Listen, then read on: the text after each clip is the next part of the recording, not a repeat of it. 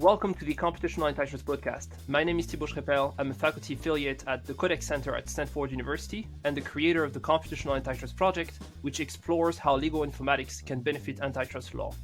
The project gathers over 55 competition agencies and 35 academics in the advisory board. Each month, we publish an article on the subject of computational antitrust. You may find them at computationalantitrust.com. Today, I am thrilled to be receiving Anthony Casey and Anthony Niblett, who co-authored a paper for us entitled Micro-Directives and Computational Merger Review, in which they explore how computational tools may be used to improve merger notification and review. Anthony Casey is the Deputy Dean at the University of Chicago School of Law, where he is a professor of law and economics and the faculty director of the Center on Law and Finance. Anthony Niblett is an associate professor and Canada Researcher Chair in Law, Economics, and Innovation at the University of Toronto, Faculty of Law. To both of you, welcome, and let us get started immediately. You published your article with us about 2 weeks ago, and you actually presented your paper during our annual conference this year. But still, could you summarize the paper in just a few minutes for our listeners who have not yet had a chance to read it? Sure. So I'll take a stab at that. So Tony and I have done quite a bit of work on how predictive technologies can be used to improve the law and how they will change the structure of law. And we had this paper a few years ago called The Death of Rules and Standards. And basically we said that as predictive technologies improve, we're going to see less reliance on rules. Rules tend to be coarse and over-inclusive and under-inclusive. We'll see less reliance on rules and less reliance on vague standards as well. And what we'll see is as predictive technologies improve and the level of data improves, we'll see a development of a new type of law called the Micro-Directive. And we thought, well, we'll see if we can apply this thinking to merger review. And merger notification and merger review typically has both rules and standards.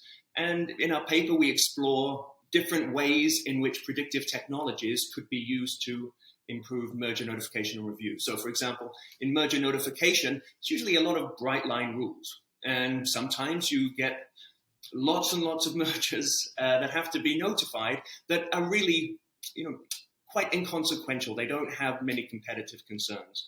But you've also got the other concern of ones that fly under the radar. They don't need to be notified, that do have some high level of competitive concern. And our main point is, if you can do a better job at predicting what the competitive concern is, then you can move away from these coarse rules, you can improve the standards, and you can improve merger notification and review. But we are skeptical of the idea that we could ever have a fully automated merger review system. And the source of our skepticism isn't that we're not going to have enough data or there's problems of technological feasibility or questions of legitimacy and trust. They are all very important problems. And it's not going to be perfect.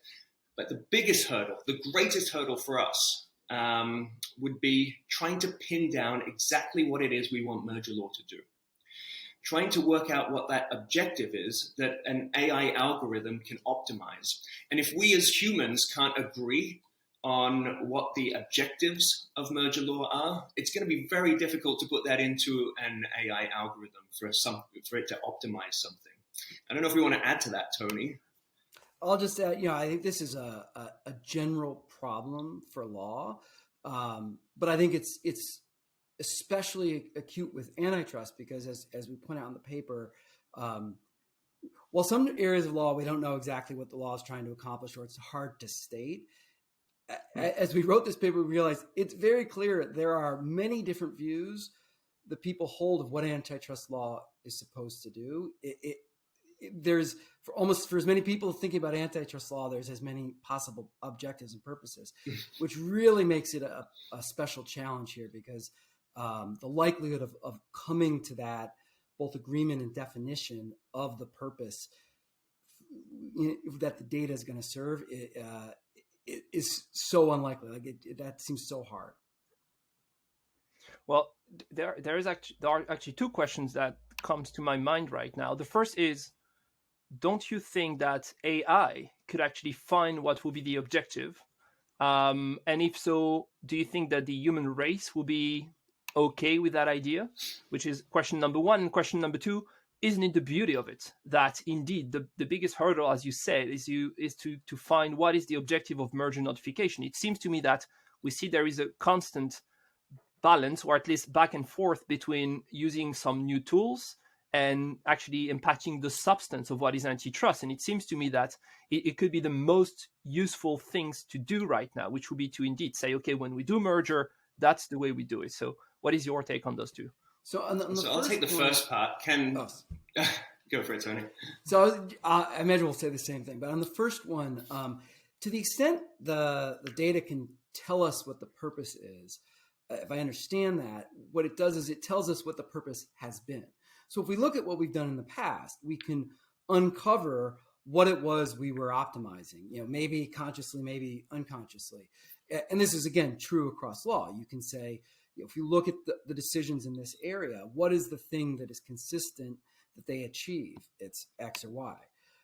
So certainly I do think that's possible.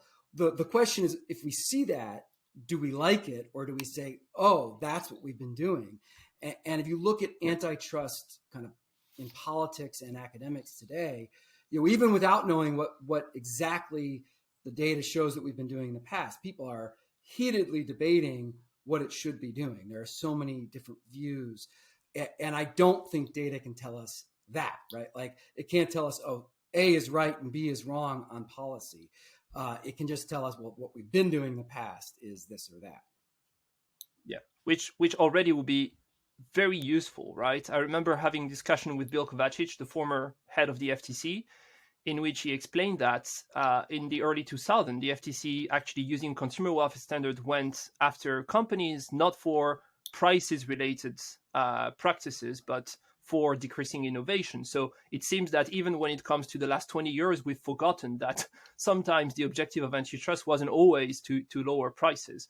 But Anthony, I think you wanted also to react to potentially. Yeah, I am a little. You'll see from our paper that I'm a little skeptical of the ability of AI to be able to tell us what the objective is. We talk about how AI can improve a given objective by trial and error, but you have to know what an error is.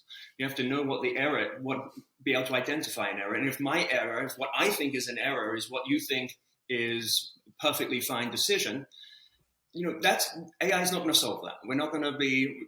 We have to be on the same page as to what an error is. We have to have the same objective. We have this line that we use quite a bit, which is, if you're in a self-driving car, you have to be able to set the destination, and the humans have to be able to set that destination. It's not going to be the car that's setting the destination. The car might find the best way to get there, but it has to be the human that sets the destination.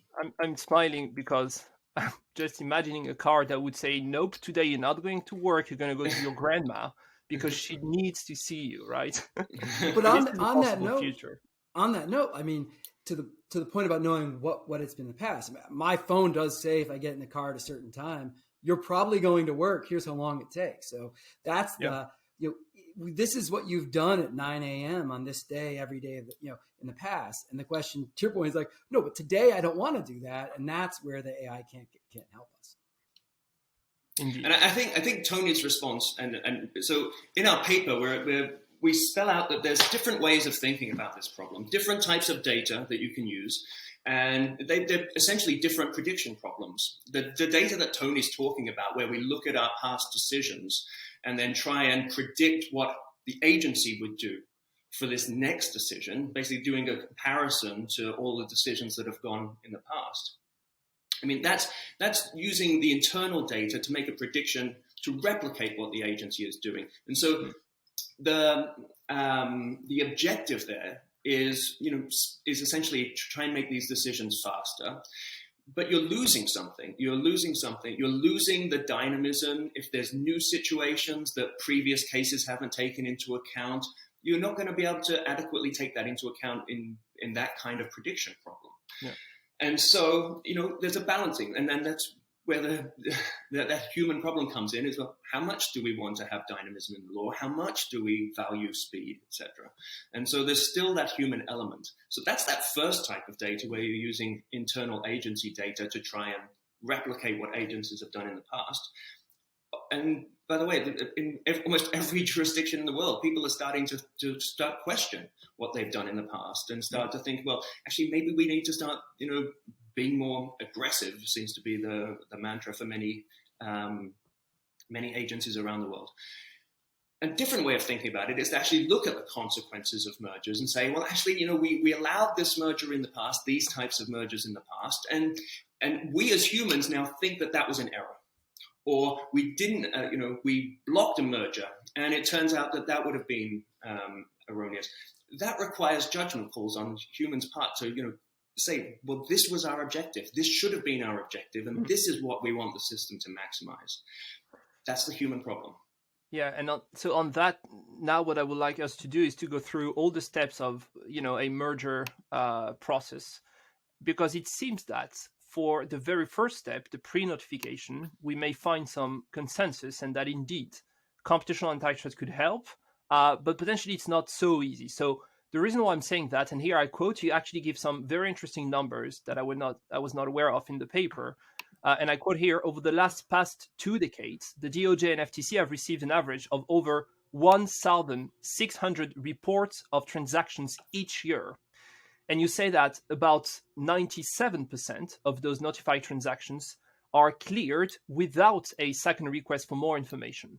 And so against that, you argue for a tailor-made merger control regime using what you call the Micro-Directive that you already explained. And explaining how it works, you start with the pre-notification, and you envision a future in which the parties to a transactions could actually enter relevant information and receive what you call a almost immediate answer as to whether the merger can proceed or not, or at least whether or not you have to notify the merger, if you are above or below the threshold. And so it seems indeed that, and you explain that in the paper, when it comes to the turnover, it's quite easy. And indeed, we could automate the entire process to know if you have to notify in the US, in Europe, in other countries. But then again, we come back to the same.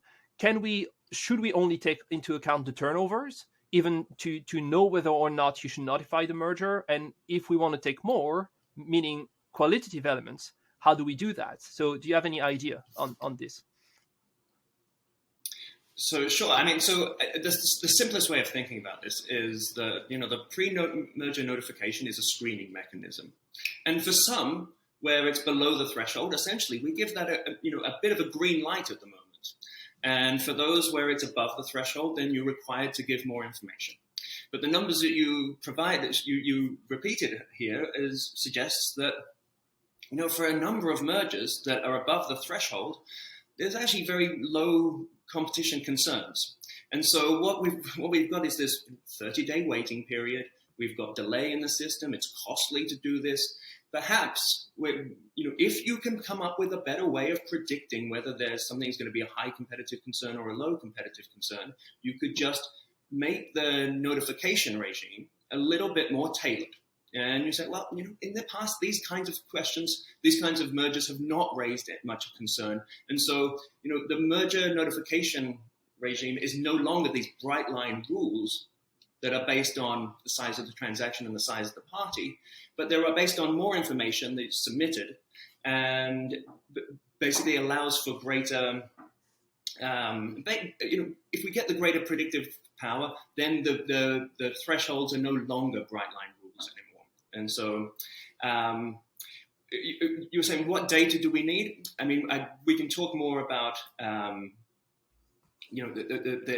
what kind of data.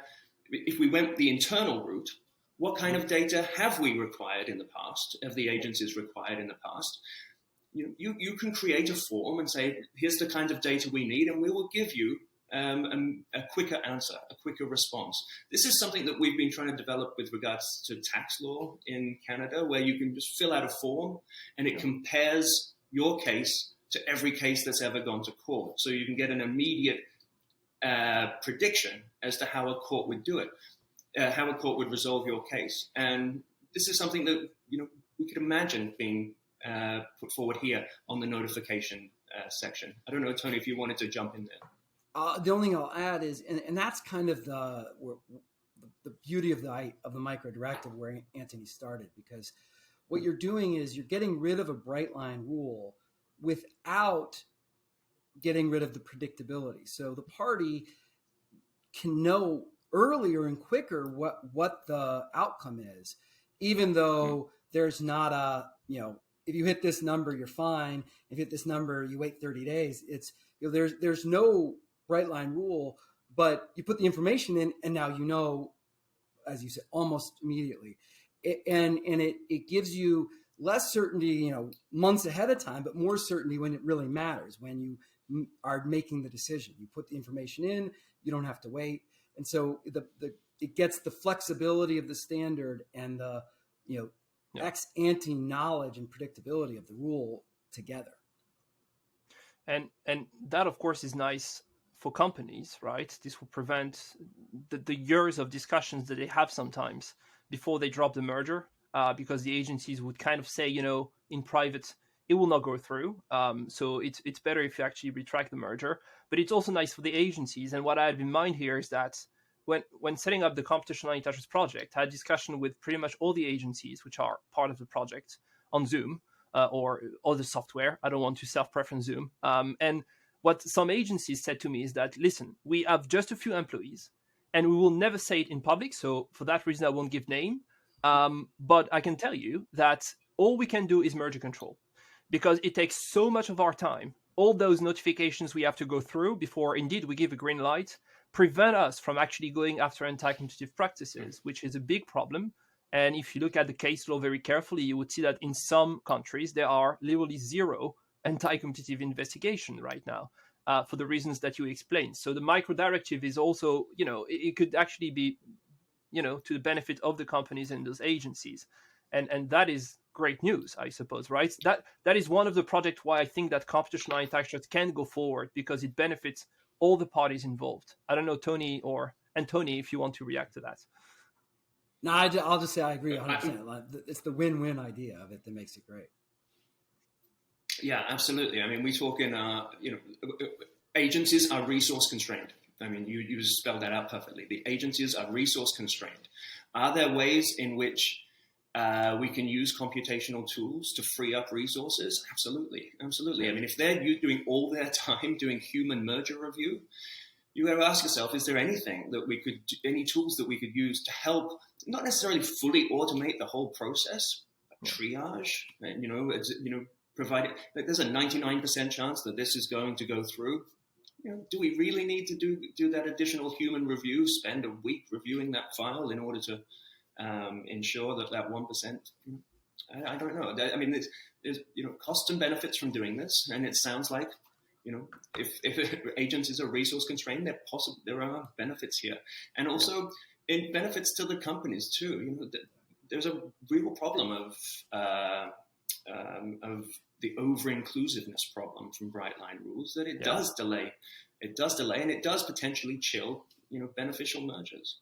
Yeah, and of course, they cannot share information, because if the merger actually is dropped, then it could constitute a cartel. So they have to send the information to the lawyers, and the lawyer will actually, anonymize the information, send it back to the other company. So we could simplify all that. But now moving on to phases 1 and 2, we know that mergers actually create a information asymmetry problem, because the companies do have the data that the agencies need. So detection is generally not the issue. But the time constraint is the main issue for the agencies. And in fact, if you've worked been involved in mergers, you know that often even the companies don't have all the data. Of course, they do have their turnovers and that what they think are their market shares, but it's really hard sometimes to know what is your competitors' revenues, especially when we talk about a segment which is not in the annual evaluation of a company or the financial statement, and especially for certain geographical markets. And so it happens that companies actually struggle to calculate their market shares, and they may send, sometimes not on purpose, often I would say not on purpose, misleading information to the agencies. And so in this context, I'm wondering, how do you see your system working? And more specifically, shouldn't agencies require all companies on the market to give them some information about their revenues, for instance, even though they may not be involved in a merger, so that the agencies itself or themselves could actually calculate what is necessary? Let me.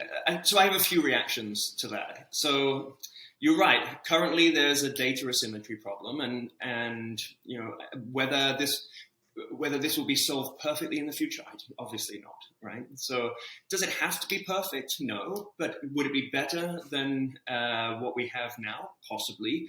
I mean.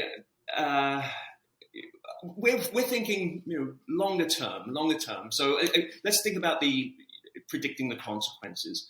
What will the data sources look like in 20 years' time? What information will an agency have in 20 years' time? I'm very optimistic that there'll be just lots more data about all sorts of things like real-time pricing and what have you. I think that you'll find a lot more data and much better estimates of demand in the future as data improve. Do I think that we should require competitors to be? I don't think we should require competitors to be giving that sort of information. I don't think that's necessary. But I do.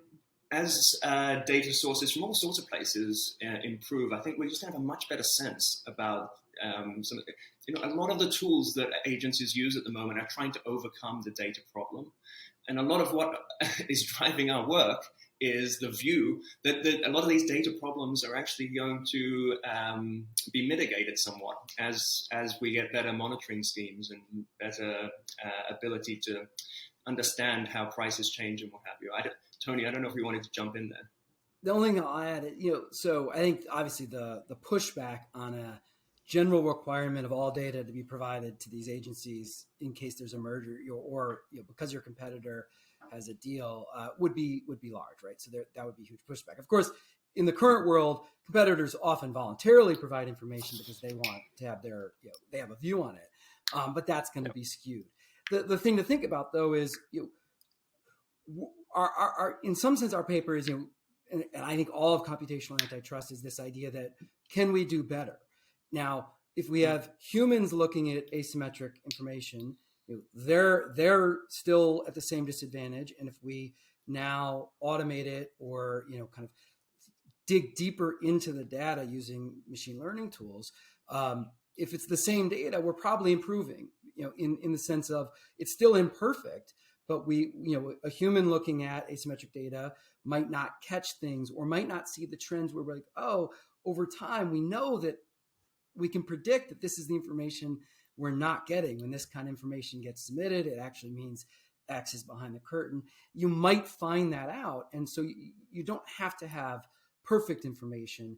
If you can use the information you have in a better way, that's an improvement, right? Yeah. And again, in all of this computational antitrust and just kind of this area of law, we always have to remember not to make the perfect the enemy of the good, right? Like improvement is improvement.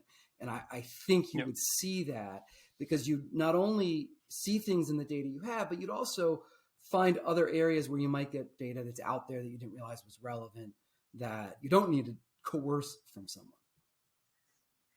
Yeah, and I want to come back later on to this idea of not going from one extreme, which is humans involved in a process which is the ultimate black box, right? And we have data actually showing that depending on whether a decision is taken after the lunch, it might be more lenient or more severe. And the same could be certainly said for merger control. But the other extreme would be to say, okay, it's just a machine, and it's going to take care of it, entirely. Maybe one day, but certainly not in the coming decades. At least not something that I can foresee. So it means that we need to strike a balance, and for that we need to use the right data. And this brings me to the second part of your paper, in which you give some more numbers, which I found to be fascinating. You explained that between 2001 and 2020, over 30,000 transactions were reported to the FTC and the DOJ under the notification regime. And you argue that agencies, which at least to me makes perfect sense, should use that information to actually create a data set that will help in training machine learning and better reaching better decisions in a sense. And so here I do have three tiny sub questions, although they are very important in practice. First one, how long does the information stay relevant? Can we really use the information, related to a merger which was decided in 2002, for instance, especially if we talk about, I don't know, I mean, I was about to say smartphone, but look, they did not exist at the time. So this could be a good example. Sub question number two, can the agency use information from another agency? Let's say the DOJ will get in touch with the European Commission because they had, a similar merger in similar markets. And three, what new type of information would you advise agencies to collect for the purpose of, in the future, training their own machine learning system? Mm-hmm. So again, the first one is, how long does the information stay relevant? So that can be teased out from the data. So if you have a series of features that you are collecting, so neither Tony or I have actually worked in a merger review at any of the agencies, but we know that they write up reports about each of the mergers, and so there's data contained in those decisions. And create a data set that contains all the valuable, what was going on in this merger, why did we make this decision, etc. Create a data set of that contains those features. Would a merger from 2002 be relevant? Well, it depends on whether those features are still predictive of agency decisions. And so you could work your way backwards and train the algorithm on up until 2017 and test it on post 2017 cases, and you see how accurate it is. If the algorithm is not very accurate at predicting what the agent is going to do, then these systems aren't that good. You want to have high levels of accuracy, at least 90% on some of these things, because you want to be able to say, we're quite confident this is how the agency would predict it, would have decided this merger. But then if you look at it from the inside, right? If the agency is to decide based on its algorithm, yep, then they're stuck in a loop in a sense, right? Because Absolutely. It will be fully predictive if they decide to follow what the algorithm is saying. Absolutely, yeah. And so that's where you get that lack of dynamism.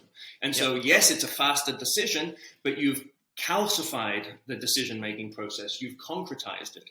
And so, yes, it's restrictive. It's a faster decision. It's a consistent decision. It's putatively consistent with the decision in the past, yep, but you lose that dynamism.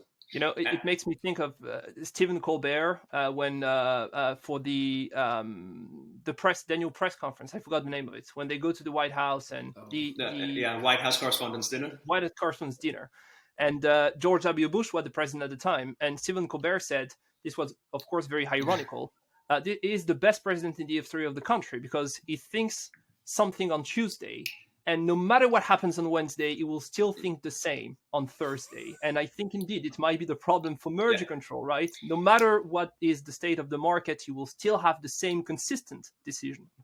So that's right. So that's if you went down this path of using the internal data. So there's the internal data and then there's the external data. But you're right, and this is one of the main critiques of using the internal data. Sorry, Tony, I interrupted. No, I was just saying, and there's a role. As the question implied, a role for the human here to kind of assess the data, assess what we've been doing. And you can lock yourself in rigidly with human precedent. You can lock yourself in rigidly with, when we're never going to update data and, see if there's error rates. You don't want to lock yourself in. And so the combination of the human and the technology really can solve, I don't want to say solve because you're never going to be perfect, but mitigate that problem. And the review of what we're doing is important. And as Anthony said, part of that is the data is telling you what it's doing in some sense. And you don't want to get into a loop where you just say, let it go. But you also want to, you want to have that human technology partnership, if you will. Yeah. And just on the next 2 points, can we use other agencies? Yeah. I mean, if say in Canada we think the same way and we like the way that another jurisdiction is doing it, then yes. Now, if we're on the same page, If not, if there are differences, that data is less predictive. It's going to be less helpful. We've been doing this in tax law. Yeah, sorry. I was going to say it's the same thing with time. So a decision 02 might be different from one in 16, and a decision in Canada might be different from one in the US. And you just got to figure out whether the same factors are at play. I always thought that this could be one of the positive side effects of computational antitrust. If agencies wanted to train systems based on the data coming from other agencies, because in one of the projects that we published, they couldn't actually train a machine learning based on the FTC and the DOJ past decisions because they are too different.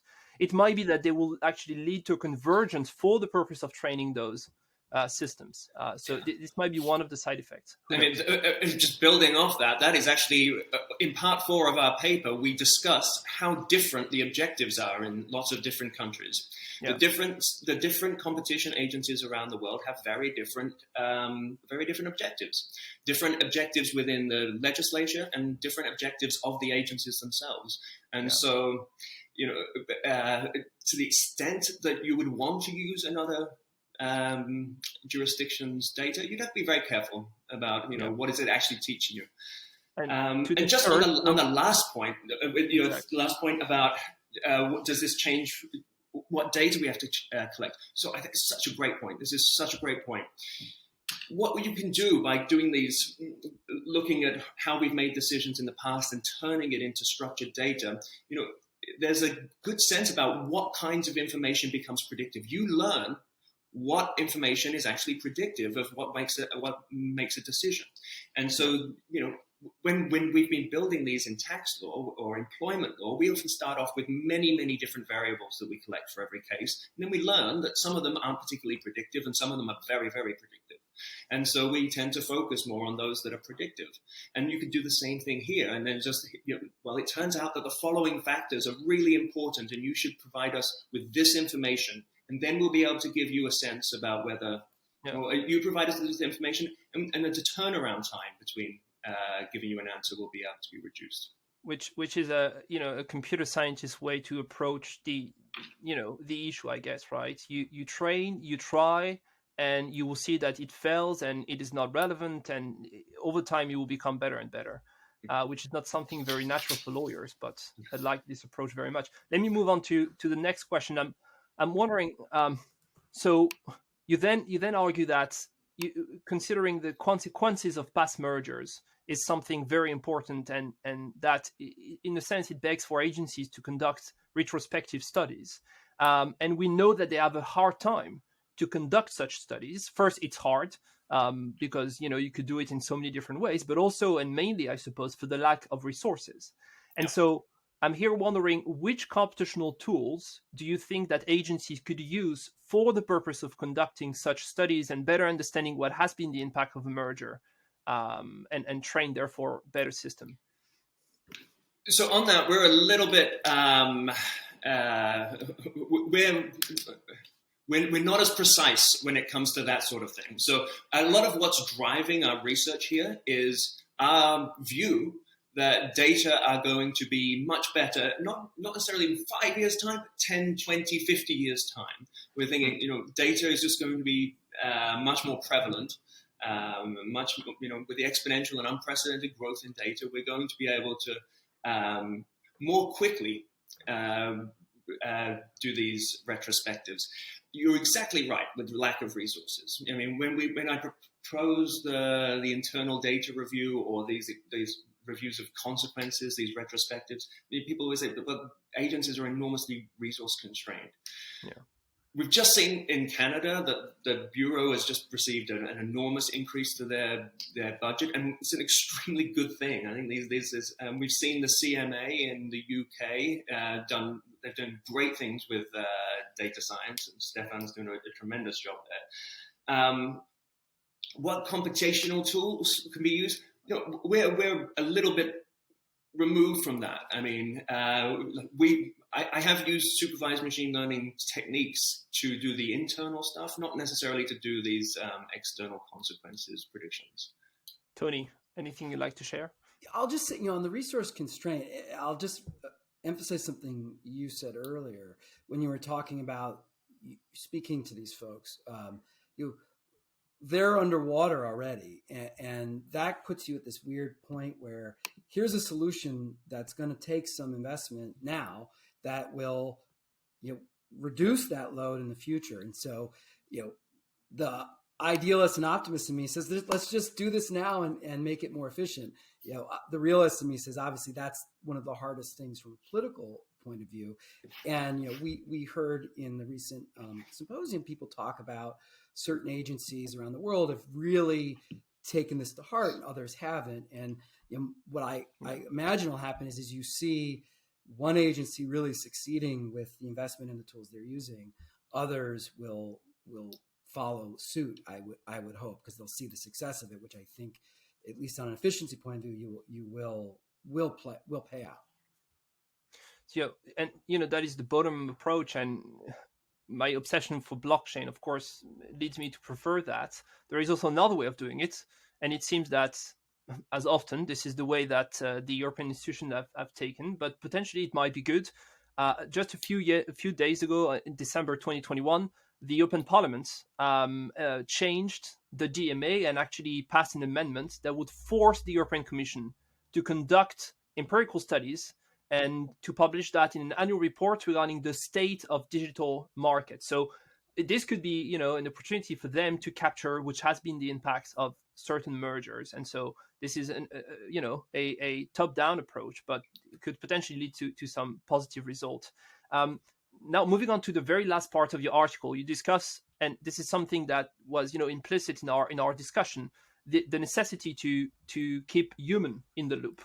And I'm curious as to how you envision the balance between computable versus non-computable elements. And more specifically, do you think that we should, or that eventually will lead us to change the design of agencies, and that we should, for instance, vote and pass procedural rules so that agencies will be forced to consider non-computable elements in computable systems? So in an earlier paper, Anthony and I talked about just thinking about computational law and where we likely will see it arise. And the prediction we made was agencies, right? Because it works the best when there is kind of the human element deciding what, on the purpose and updating the purpose and, identifying the data, and as we've talked about throughout, reviewing the data and making sure we've identified, when it's stale or when it's biased or anything like that. And that's why we will see these types of movements in law that is administered through agencies. And so antitrust is so ripe for this because it's kind of the quintessential. The statute says very little, and the agency takes all of the kind of initiative. And I think that will be true, and that's what we need.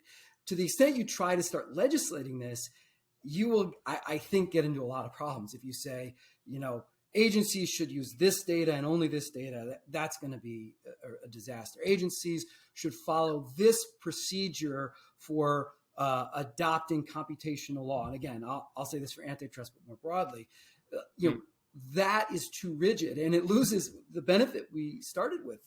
We want to have this certainty and predictability without the rigidity of rules.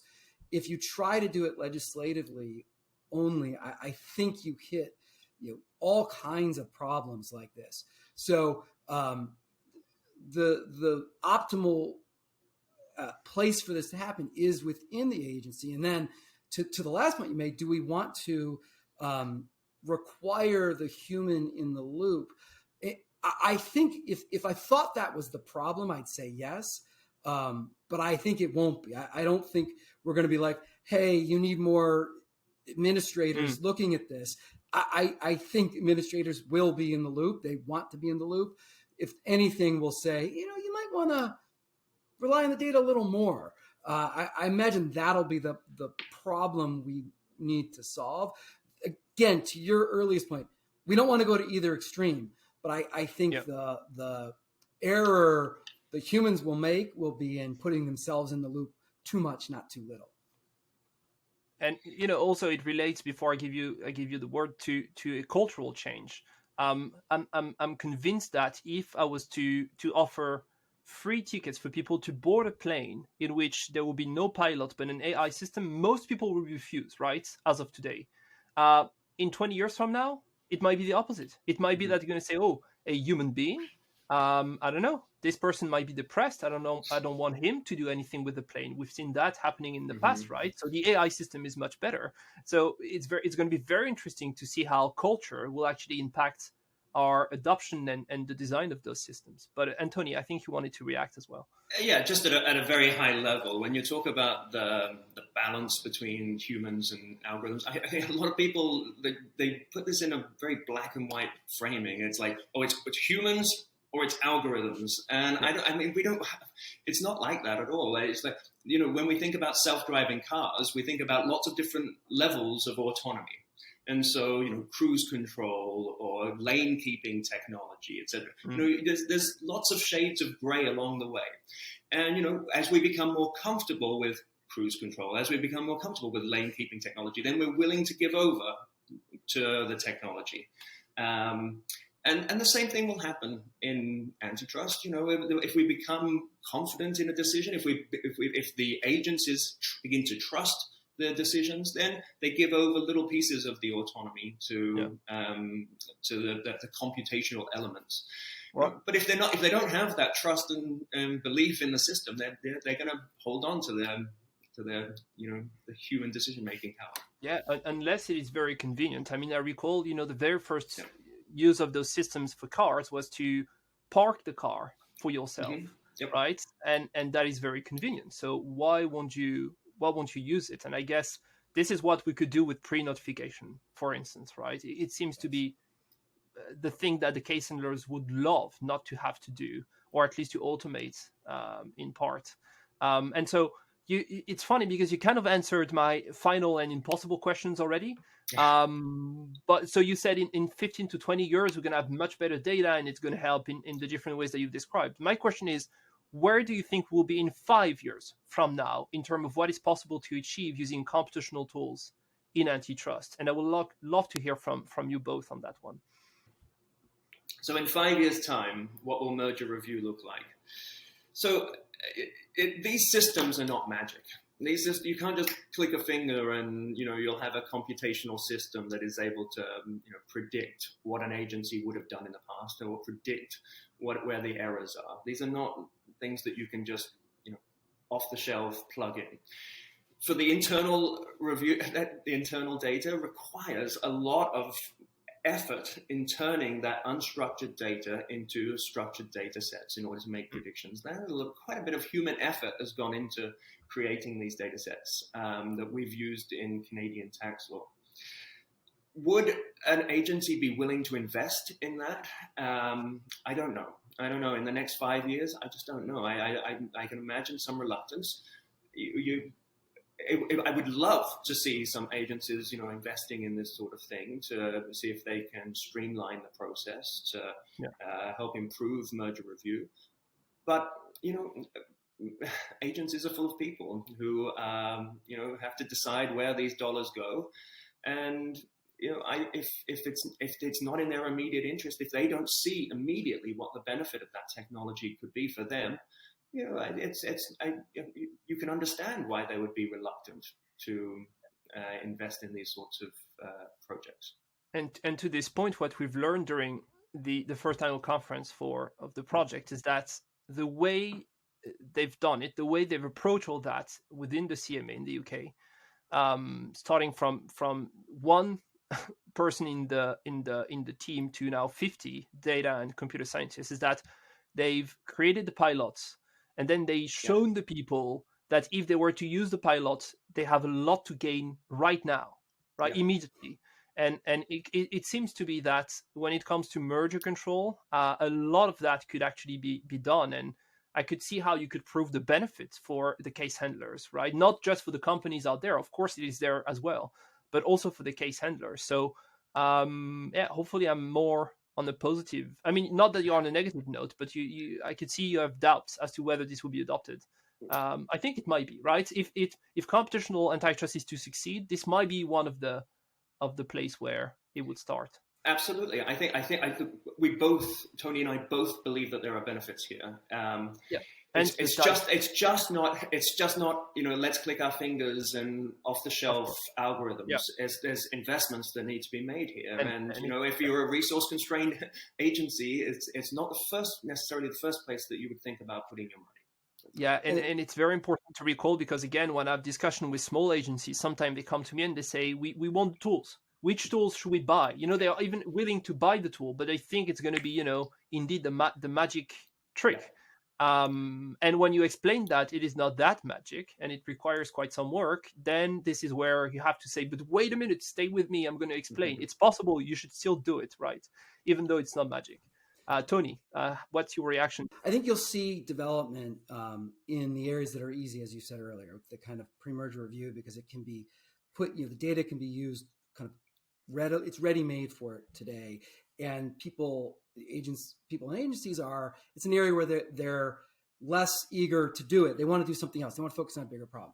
But the other thing that I think we'll see over the next 5 years is, and to stress the big point of the paper, as this starts getting implemented, we see the human problem arising more and more and more. So I think in 5 years, what you'll see is more agencies struggling with, all right, we can automate this. We can put this through the kind of computational element, but do we like the result we're getting? And do we have agreement on that result? I think that is the short term. In the 5 years, that problem will arise more and more and more, where you'll see, the struggle to say, what is it we're trying to accomplish?